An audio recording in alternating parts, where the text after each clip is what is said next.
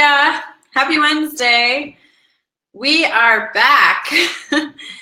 Yes. Aaron and I took a little leave last week. We were both fairly sick and it sucked. But the cool thing is we haven't canceled the show in 6 months. So we went rolling for 6 months without any problems, which is amazing. So yeah. I just want to, throw it up. But anyway, hi, I'm Beverly Hosford.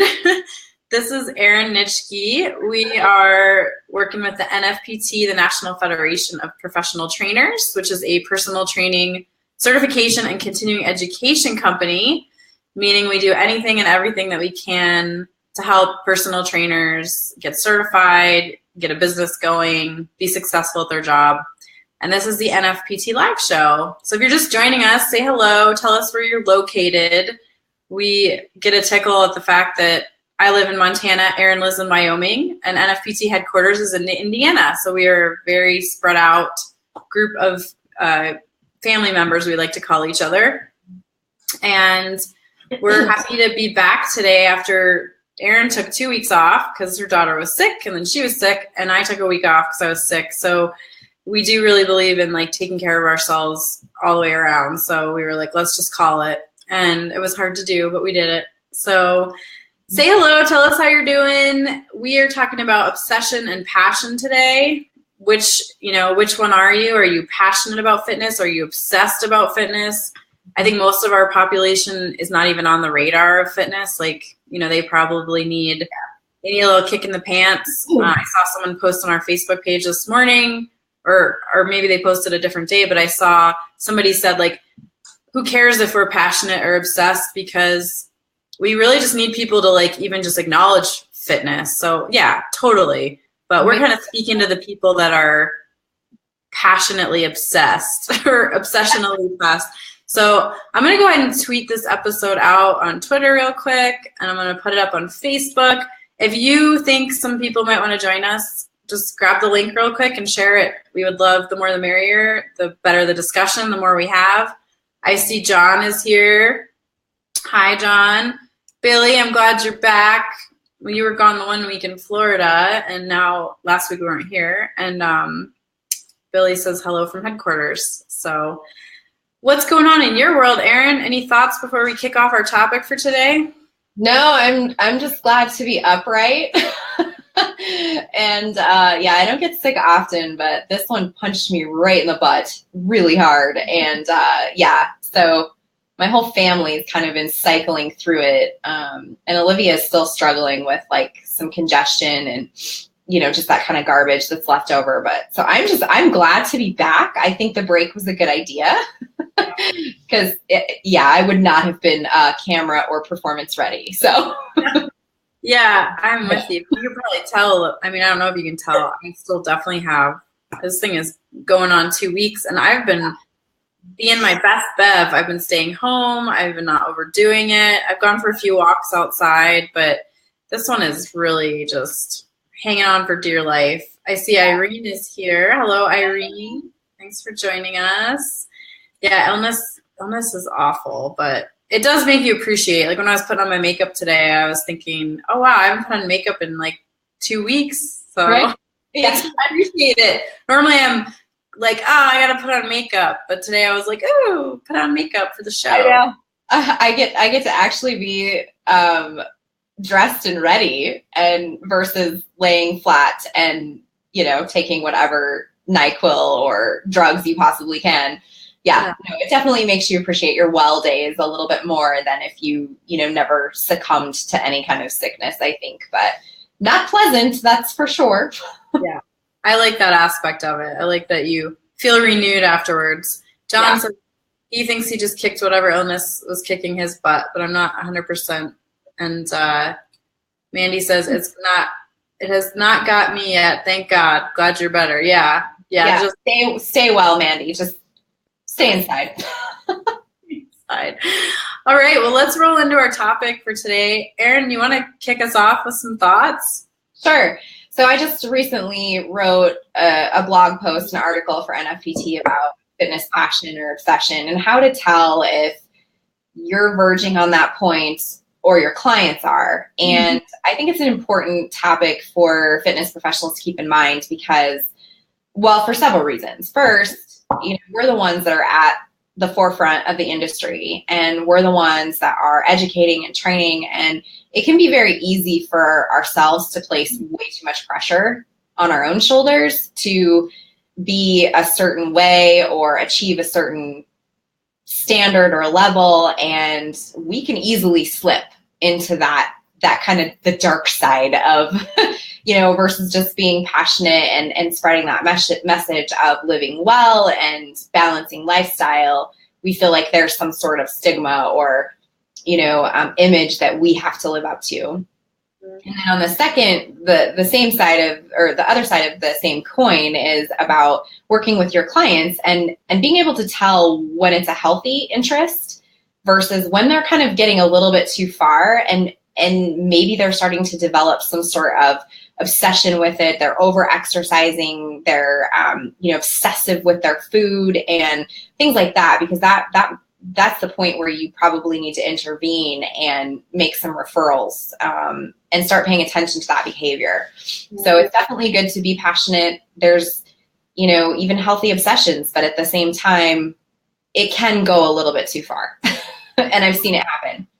Yeah, I like that because I think if you're a fitness professional and you're overly obsessed, then it could come off the wrong way to your clients. They might feel intimidated.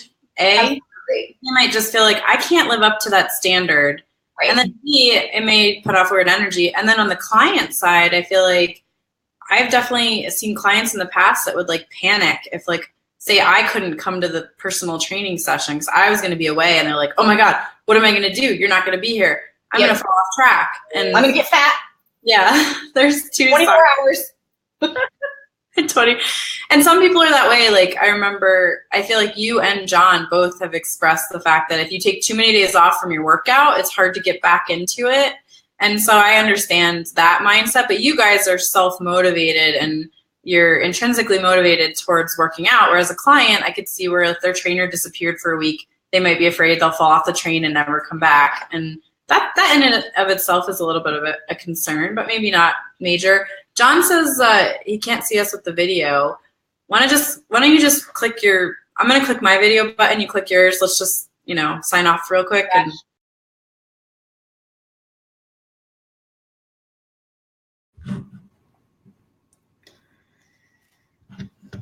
all right. We'll just see if that helps. As we're just like talking out into space. Well, no, I think maybe I haven't seen anyone else say anything, but it's worth a try. So, okay. So why don't you share with us some of the fine lines, like the signs, how do you know, like, where's that line? I think when it verges on that, I think it's always good for anyone, client or pro, to have a checks and balances system for themselves. Like, I think that's where that piece of awareness comes in, that mindfulness, that mindful awareness of, okay, what exactly am I doing? What's my why? And I've noticed with clients in the past, or even myself, like being sick is really hard for me. I did not allow myself to work out. Like, that's just intuitively and intellectually, I know that doing that is just going to add more stress to me physically, but emotionally and that mental piece of like, oh my gosh, I need to work out. I'm losing ground. You're not losing ground. Really, you're not. And so taking that necessary time off is important. And I think when you consciously make an effort to check in with yourself and find out, like, why am I continuing to do this? And what's my emotional connection with this? Am I doing it because I feel like some awful thing is going to befall me if I don't? Like, oh my God, I'm going to gain 6 pounds overnight, or I'm going to, the sky's going to fall. Whatever the risk is, or whatever you think that outcome might be, like checking in with yourself and knowing, does this make sense? And asking that question, where's this pressure coming from? Because we're our own worst critics, for sure. And I think, with clients, it's important because we're on the outside. We can observe. We have a vantage point that is much different than theirs. So we kind of have this higher view, and we can look at them and go, I've noticed some changes in behavior. They're moody. They're much more stressed out. I've checked in with them in terms of like, okay, what's going on at work? What's the home environment like? You've gone through that whole battery of, those checkpoints, your punch list or whatever with your clients, and you're noticing that they're very restricted in their practices, or they're pushing it, they're working through an injury, or they come to sessions ill. Like, those are all signs that maybe you want to pay attention to. That doesn't mean that you need to automatically, assume that, oh, they're crazy, they're losing it, they're going off the rails. But it does mean that you need to keep that in mind and put that in your soap notes, that here are some things. Or if you notice your client is, I had a client at one point that this always sticks in my mind anytime somebody asks me about some sort of like gimmick, like the shake weight or, something like that. And this gal had enormous self-confidence issues anyway. So I think that's where that was being fed from. But she would be like randomly investing in all of these infomercial-esque type things. And then she'd bring them to me and be like, what do you think? And I'm all right, I'm going to need a minute to thoughtfully, kind of try to educate her. And then the same thing with supplements, like, oh, I have this, or I saw this, and oh my gosh, this was on social media. And it's like, oh yeah, Yeah. There's no magic bullet. There is no magic pill. You have to do the work if you want the results. So those are some initial signs, like, if you've just noticed a shift in your client, I'd start to pay attention to that a little bit more and go, really dig into that conversation. That's where motivational interviewing can be really helpful. Like, what's going on here? What are your expectations, or why are you feeling this way? And try to gain some insight into what's fueling this. Where's it coming from? Yeah, that's great. Yeah, you just got, even just hearing you ask those like things you might ask a client or things to think about. I think about myself recently after having a baby and becoming a new mama and realizing it wasn't as natural as I thought it was going to be. Like, I thought I would just birth that baby and like know exactly what to do. Done. Kind of, but like I sought out a lot of help this year from different practitioners, not only for my child, but for myself. And just this morning, my husband and I were talking about the show and the topic, and we weren't even talking about this in relation to it, but we were also talking about the fact of like, we're at a point now, 1.5 years, where like we both maybe want to like get more involved with something in our community, like a hobby or something, like do something different. Yeah. I was thinking about like, where am I going to find the time? And then I realized like, I'm going to free up some of this like health stuff I've been doing. Cause I've seen the dentist. I was trying to get back to all these doctors that I avoided for the first year of postpartum, like, cause I just couldn't get out. And so I've seen a physical therapist. I've seen a massage therapist. I've seen my dentist. I've seen, I don't even know. And I'm like, I'm going to just stop scheduling all these naturopath, chiropractor. Yeah. I've just really been on this quest to like get my separated abs back together, get my pelvic floor stronger, take care of some dental stuff that I've been putting off because when I was pregnant, I did not want anyone poking around in my mouth. Ugh, and no, don't be up in my space. Mm-mm. And sometimes it's like, I wouldn't say I'm obsessed, but I feel like it's a time to shift. It's a time to be like, all right, like kind of gone around and done all these things and cleaned up and incorporated some new habits into your life. And then it's like, it's time to shift, like go to a jewelry making class or a knitting class or something, just like, especially because my career is in fitness. I can't help it. And I don't think there's anything wrong with like eat, sleep, pray fitness. But if you're starting to feel like, you need to like what happens with me is I start to feel like I need to get out of town. Like I need to go on a trip. I need to like escape. And when I start to feel that, it's a sign that like, yeah, maybe the things I'm doing are getting too routine or too focused. So that's kind of my own personal insight or vulnerability there, sharing like you talked about how when you're sick, it's kind of hard to get off track, like mentally. And I feel like it's really important to acknowledge these things as fit pros and to put that out there. And I want to just show this real quick. So yes, I'm so glad you brought that up. Yes, I wanted to touch on that. Yeah, please do. Go for it. So I loved this episode. Clearly, I'm still on my drugs until tomorrow, so forgive me that my synaptic misfires. But yeah, Amanda Vogel, who is a major fitness pro, she's such a sweet soul, and so insightful and very, very mindful. And she's the one that's been kind of posing these questions to the industry and challenging the industry in some ways to address some of these like elephants in the room, this big pink elephant that nobody really wants to talk about or acknowledge or admit. And so she posed this question about, does the fitness industry have a body image problem? The resounding answer is yes, it does. And where that comes from, I think it comes from, it's multi-directional. It's a construct we've created. It's a psychosocial construct that we've created because we've got this ideal. And the ideal constantly shifts. And so therefore we're constantly trying to not only achieve this standard, even on some subconscious level for the professionals, but then we're also trying to combat that same image that our clients tend to adopt or feel like that needs to be them. And instead of this everybody beautiful and health looks different on everybody, we're kind of stuck in this weird kind of back and forth tug of war. On one hand, we know intellectually this standard is BS, and it's the standard isn't even the standard, because the standard is often, at least in media and things like that, it's fake, it's photoshopped, it's so changed from what the real is. And then on the other hand, it's like, because we're the ones in the fitness industry, we also feel like, oh, well, I should look like that, or I should. Mm-hmm.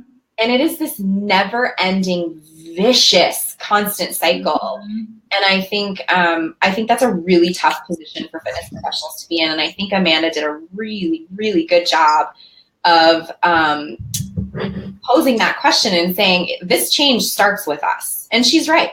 It does. And it has to. Mm-hmm. And it's going to be a long, bumpy, rocky road to be able to do that. But the fact that the conversation is out there, because mm-hmm. that's an obsession. That body image ideal, that's an obsession.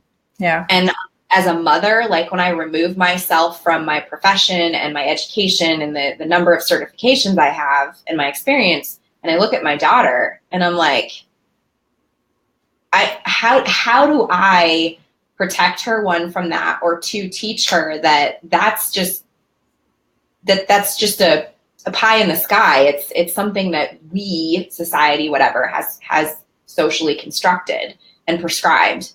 Yeah. So that then I feel like my challenge is exponentially growing when I think about it in terms of those dimensions of being a mom and being a pro, but also being a female and also being, a friend, and trying to combat that it's an ugly battle. Yeah, I feel like this article that Amanda wrote hits the heart of the issue, and amazing. It calls us back to neutral again. Like you're all the way up here with your passion. Let's and I feel like it's easier said than done. Like like you said, it's so multifaceted. A lot of it comes down to like us comparing ourselves to other professionals, us trying to uphold this standard and be perfect. And that's where it really can become an obsession. So I really feel like I always preach mindfulness, coming back, like you said, to mindfulness, recognizing the thought you're having, recognizing what's going on. And then also like recognizing that you're like, oh my gosh, I'm panicking because I can't work out right now. And just being like, okay, like that's okay. I'm going to acknowledge the panic. I'm going to let it, and then I'm going to like let myself know that it's actually going to be okay. And and then I think just sharing, being honest. Like I am really trying harder these days to just be honest, like that, I get obsessed sometimes with stuff, or I go overboard, or I even get lazy, and just kind of put it out there. Cause I feel like our society needs that. They need the fit pros. You know, they need us to not be obsessed and they need us to be passionate, but not overly obsessed. They need us to be enthusiastic, but not overly enthusiastic to the point that it's intimidating. So I think another piece of that and another sign is that loss of joy. If what you're engaging in and what you're doing and what your clients are doing is eliciting joy, that's a great sign that you're on the right track. And then if joy is being overshadowed by this, I have to do it because I'm, that's a big sign that maybe something's a little bit off. So check in and like, does this still bring you joy? I think that's also a great kind of barometer by which to measure if you're at a plateau. Like if you or your client is at a plateau and it's like, God, I do not want to do this.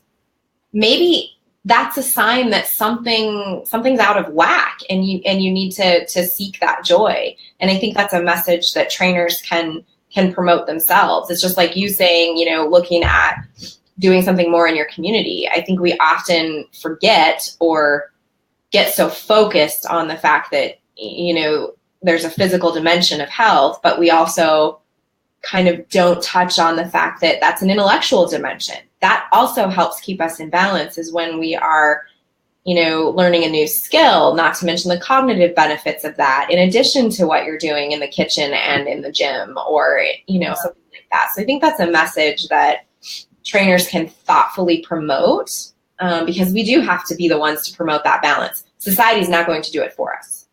Yeah, I love that. That's what I was searching for is how do we know? And I feel like when the joy is dissipating and it's becoming, like you and I always say, fitness should be fun. Fitness should be enjoyable to an extent. Like, yeah, it's work, but ultimately it should feel good to exercise. It should feel good to eat well. And if it's not feeling good, if it's feeling like stressful and it's causing anxiety, I feel like that's definitely the tipping point for sure. Like, is there joy in what you're doing? Are you feeling good about what you're doing? Like, is it actually bringing you happiness? Because otherwise, if it's bringing stress, we know more and more now from research that stress actually has the opposite effect on your health. You could be exercising and eating well and doing everything like by the books.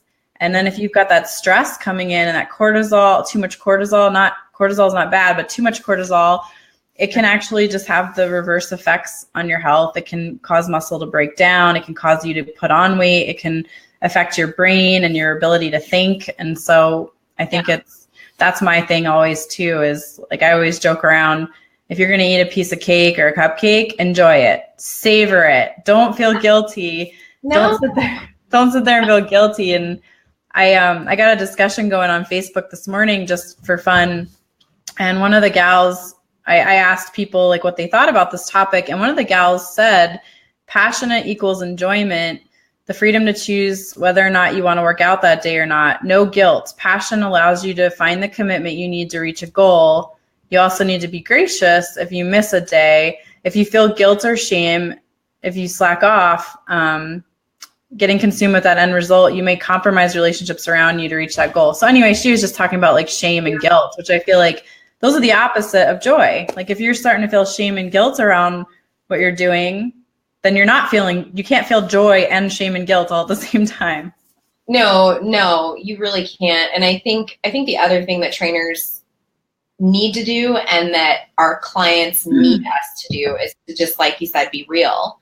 Like, I feel like we need to put a statement out there that's like, they eat nachos too, like we shouldn't be the ones being so restrictive either. And I don't know that that's really widespread, but I do believe that there are professionals out there that are the like extremism at the end of the scale. And I think extremism on either end is not a good approach or the best balance approach. But yeah, like we're real people. And I mean, I like a good brownie every now and then. And I'm going to eat it every day.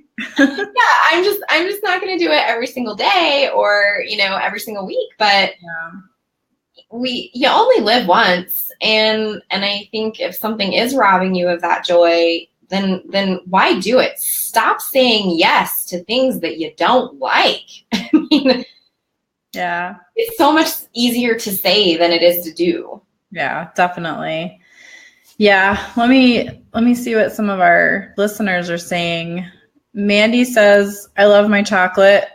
When I want, I do it. I love my chocolate too. When it's 10 a.m., because you guys probably know from watching the show, I really can't have caffeine at all, but tweet you.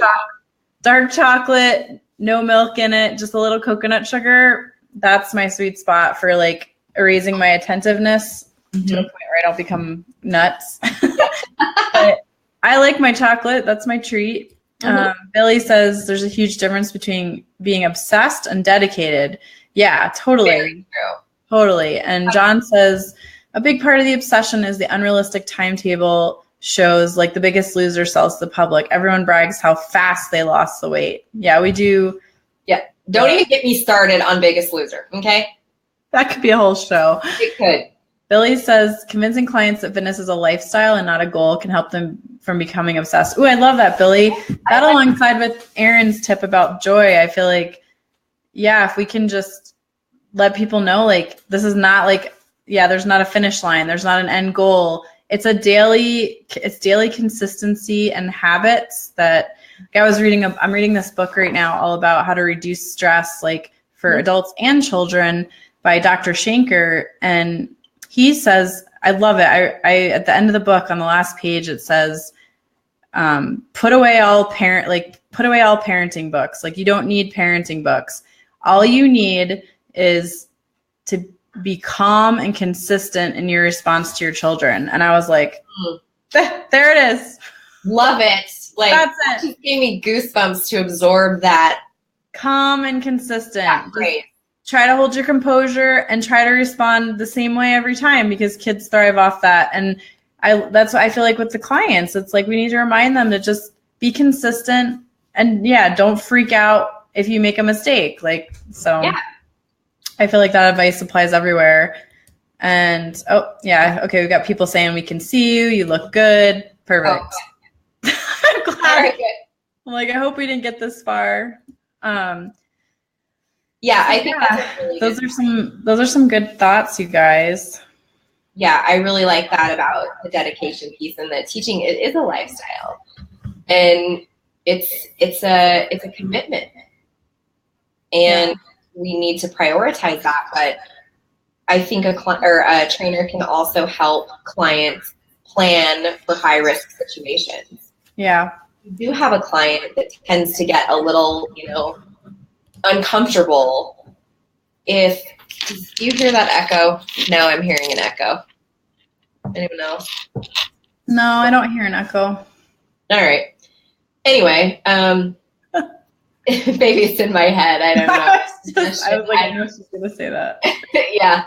So I think trainers have a responsibility to help clients plan for high risk situations. So if you do have clients that maybe they are going on a trip for 2 weeks and they're concerned about remaining in their routine, it's not necessarily about routine. It's just about being consistently active and like not undoing everything. You do have to fuel your body to perform. You have to fuel your body if you want to get certain results, but that doesn't mean that, you can only eat a cube of cheese and before you pass out. And then, that's not what it's about. So helping them plan for, okay, this trip's coming up. Here are some things you can do, and kind of helping them pack those tools along with them on that trip so that when they're confronted with something, they have some sort of toolbox that they can open and say, okay, here's what I'm going to do. And we can write 15-minute workouts. You can get fit in 15. You can do something cute and catchy that they can do in their hotel room or their hostel or wherever they're staying. So helping them plan for that type of encounter, I think, is important. And not every client is going to need that. We have a great variety of them that come to us, and that's a blessing. And you've got some that are going to be that intrinsically motivated that are like, I so got this, I'm good. But then you're going to have others that are kind of, they're the nervous ones. They're the ones that are very concerned about, I've made this progress and now what's going to happen? and they can start kind of telling themselves a story, and just everything is unraveling in their own mind. And then when that happens, it can very easily translate to real life, and then game over. So helping them plan for those things, I think, is very useful. Totally. Yeah. If you guys have any questions on how to approach situations like that, I think probably people who are obsessed with health might be more the exception than the rule. If you look at our greater population, but then if you look within the walls of a gym, it's probably the rule and not the exception. Most people who are going to the gym regularly are going to borderline. And I remember being in grad school in some of my classes, we were studying psychology, and our professor called us out on it and was like, where do you fall? Because we were studying psychology to work with athletes and to work with people, and athletes can definitely borderline on being obsessed, and they kind of have to be. And that I wanted to bring that up. So from this morning, this little discussion going on my Facebook page, John said, I think for short periods of time, being overzealous pays off big dividends. For instance, if you kick off a diet by losing more than 2 pounds a week to build your motivation, but then you have to have the inner strength to know when to shift gears and to go at a slower pace. I loved that, because I feel like obsession, or like as we talk about like overachievement or whatever, it can really serve us, especially in the short term, to get something done. But then we need to work in strategies to like, when's a time to chill out or whatever.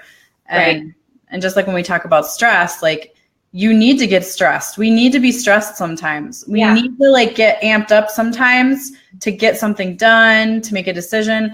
But then you have to be able to come back down from that stress. So I feel like the same thing with obsession. You need to get obsessed sometimes. Like if I want to get like, some new jeans, I need to get a little obsessive about shopping for jeans, or I'm not going to find any, because I hate shopping for jeans. So I was kind of a random analogy, but like you need to get obsessed sometimes. Yeah, I think there is that like optimal, we have eustress, we have optimal stress. I think there can be that optimal balance. Like if you've got a bucket list item and say you want to, run a marathon or an ultra marathon, or, whatever the case is, you're going to have to get a little crazy about that. And you're going to have to be very committed, because that isn't just like work out 3 days a week and boom, you're good. There's some serious training and some serious nutrition that goes with that. But as a general rule, I think it really is about helping your clients understand that it is a lifestyle, and then being aware enough yourself to know what messages you're selling and you're sending. Like, 90% of communication is nonverbal. And so if you're a trainer and you're someone that's constantly obsessing over, weighing certain amounts of food or whatever example, like that's going to influence in some way, or that's going to send a message. So just being aware, and then also being aware of how your clients shift over time. Yeah. Whether it's productive or it's counterproductive. Yeah. Anytime I notice something about someone else and I feel that like judgment starting in my head, I always am like, wait, pull out the mirror. Wait a minute. Yeah. It's like, oh, that's me. Yeah. It's like, oh gosh, does she ever stop talking? Like, yeah, that's me. Are you talking about me right now? I'll fight you. I was actually going the other way. I was trying to think of a fault that I have and then one that I see in other people. But yeah, where I'm like, sometimes I'm like, oh my gosh, yeah. Gosh, she's always drinking so much tea. What is wrong with this girl? But I think it's always good to take a look in the mirror. Yeah, and true. I did want to bring up one last comment that was on Facebook this morning. Madison is a trainer out in Alabama that I just absolutely adore. She teaches fitness for mamas. She has Madison's Mamas.